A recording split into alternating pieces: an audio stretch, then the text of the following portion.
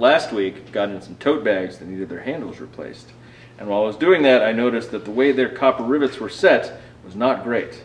So today I'm going to show you the standard way of setting a copper rivet, and then I'm going to show you the way that we do it here in shop.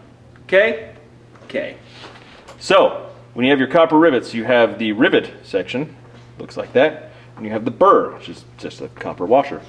So you take your strap, which has holes punched in it, put the rivet through, and you're going to set your burr on top.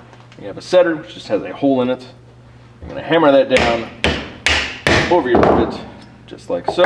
And you're going to cut it off just above, give about 1/8, maybe 1/4 of an inch on top there. And then on the setter, there's a round dished part. Set that down right on top of the burr, and then you just give it a good couple whacks. You can see it's rounded off the top of this, and it's mushroomed out a little bit to keep the washer in. You can see it's still not the strongest. It's still already allowing everything to kind of move around and go where it wants to go. Over time, it's just going to loosen itself up even more. It holds pretty well, but I mean, if all you got to do is slip some vice grips under there, and that'll pop it off really easy. It works. It's okay. There's some jagged edges, which isn't great, but yeah, that's not the way we do it here. The way we do them here is basically the same. We have the rivet, we have the burr, we have the setter, and you're going to set it pretty much all the same. Cut off the end, same as you would with the normal way. The only difference is that you need a ball peen hammer.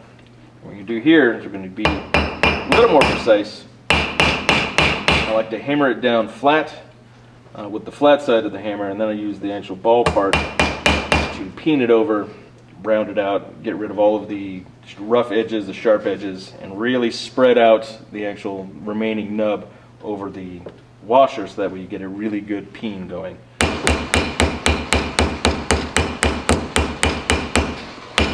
So that way you get much more kind of hand-hammered finish, which I like the look of, but it's also a really big mushroomed piece that goes up all the way over the washer, and it's really, really strong. It's not going anywhere. It's really difficult to actually get these off once we put them on. So I like the way it looks better.